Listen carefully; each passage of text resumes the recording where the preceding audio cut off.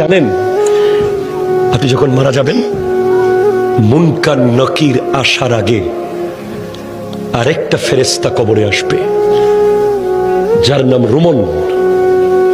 সে আপনাকে বসাবে, বলবে লেখো, উকতুব আমালাক, তোমার ৬০ বছর কি কি করেছো প্রত্যেকটা মুহূর্ত লিখে দাও।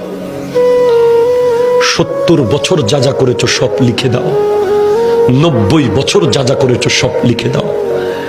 আপনি জীবনে একটা বাজারের লিস্ট লেখেন নাই, আপনি জীবনে একটা দোকানের হিসাব লেখেন নাই, আপনি ট্যালেন্ট ছাত্র ছিলেন, শুধু লিখতে বিরক্ত লাগে বলে আপনি ফার্স্ট ক্লাস পান নাই কলেজে, ইউনিভার্সিটিতে।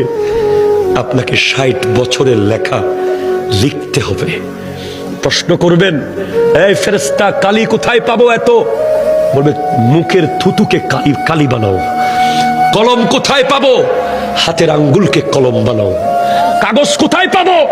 গায়ের কাফনকে কাগজ বানাও। লিখে দিতে হবে। নামাজ পড়েছেন, কলম চলবে দ্রুত। রোজা রেখেছেন, কলম স্পিডে চলবে। দান করেছেন, কলম স্পিডে চলবে। মা বাবার খিদমত করেছেন, কলম দ্রুত চলবে। সুদ খেয়েছেন, কলম চলবে না। ঘুষ খেয়েছেন, কলম চলবে না। জুলুম করেছেন, কলম চলবে না। মিথ্যা বলেছেন, কলম চলবে না। নাটক দেখেছেন, কলম চলবে না।